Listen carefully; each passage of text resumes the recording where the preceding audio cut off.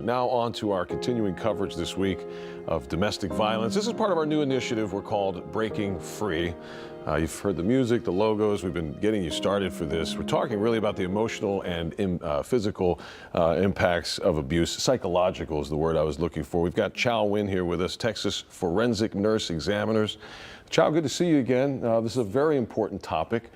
Let's talk first about defining this emotional, psychological abuse. Well, first of all, let's make it very clear. Emotional and psychological abuse, Owen, is domestic violence. It's those invisible wounds that people don't see, and it looks like deception, manipulation, verbal threats, isolation. So there are a myriad of things that show up when we talk about emotional and psychological abuse. So I guess for a lot of people, when you hear domestic violence, you think physical right away, and we can't ignore how important the psychological impacts. What are some of those effects?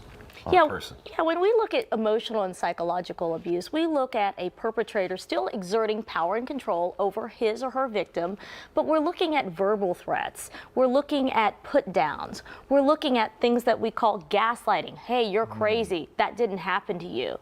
We're looking at things that are words and tactics to further shame or make somebody feel like they're less than, and the effects can be life-changing for victims. I mean, they could go through things for a lifetime like anxiety, depression, addiction.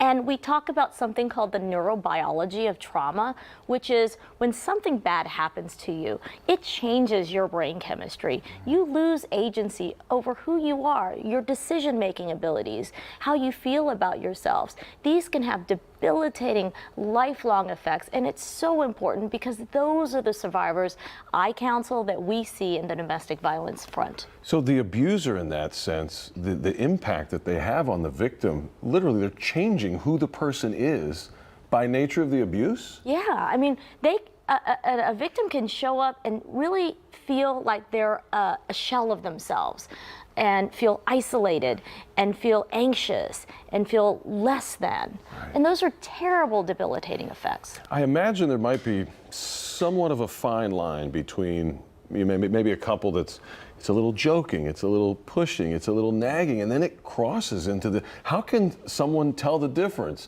Because if they're being gaslighted, they're meant to feel like this is normal. So how are they to even determine that it's not normal? Because they're going to doubt themselves. And what you talk about is that slow trickling effect of abuse, and over time how it wears and wears on a victim, where ultimately they lose agency and worth over themselves. So we can see those signs. We can see that in a person. When something doesn't feel right in a relationship, it probably isn't right. So we talk about healthy relationships and not healthy relationships. So when you meet with your clients and folks that you help, typically have they gone through something already? Are they in the process and you're really helping them understand who they are really, and that this isn't truly you? It's time for a change. Where are they typically in the process? Survivors navigate abusive relationships on many levels over periods of time. Sometimes they come to us after the violence has occurred. Look, they just want the physical violence to end, and there are things that lead up to it.